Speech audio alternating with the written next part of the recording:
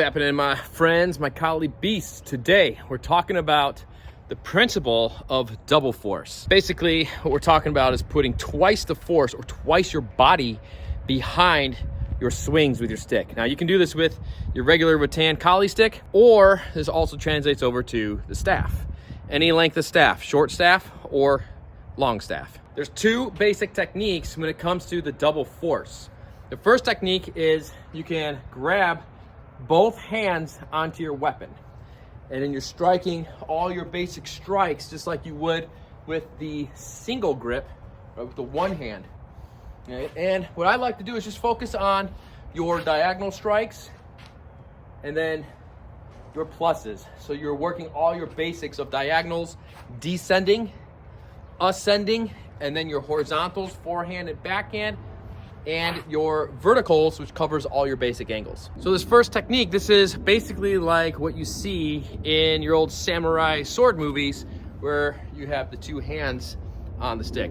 Now this starts to make sense why here at Collie Center, I don't have my bolo with me, but this is why at Collie Center we recommend about 1 fist length grip up the stick. It gives you some of that puño to work with for hooking and striking and all kinds of different leverage points, but you can also sneak in that double-handed, double force grip right there as well. Now, more commonly, when it comes to the double force, you're gonna see the second technique on gripping, which is where we take our left hand or the supporting hand and we brace it over the wrist. So this is the method I prefer when I'm working with my single stick right here. And usually when I'm on the staff, then I'll use the first technique on the double force.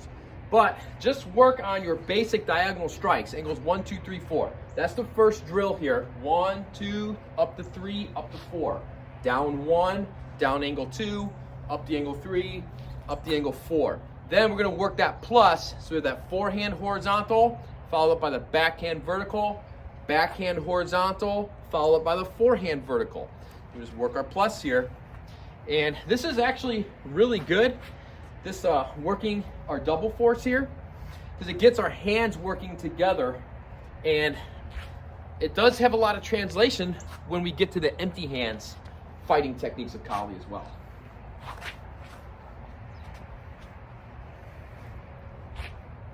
So double force isn't something that you're gonna be fighting 100% of the time with. You're not gonna be just moving around with your double force, because it does start to restrict the body, and it kind of restricts a little bit of that hip opening movement for the footwork to be as rapid and as explosive.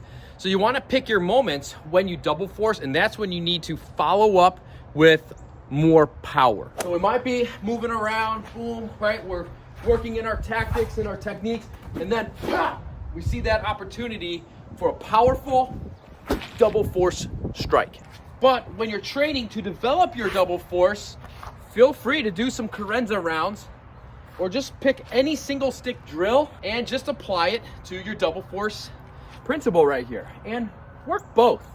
Even though you're probably gonna have a preference of one technique over the other, just work them both, because they do have their places.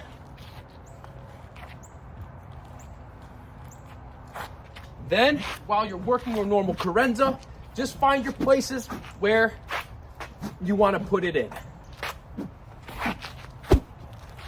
So that's it for this video. Pretty simple principle here on the double force, working both techniques, technique 1, technique 2. Plug it into any drill, and then grab your staff and move around with it, because you're going to use a lot of double force on your staff, and that is where it is really developed. And you get so much mechanic and force and power and speed development when you're training with the staff. A little pro tip right there for you. Spend more time training the staff, which I've got tons of staff videos right here for free on the YouTube channel. All right, my friends, get swinging and double it up.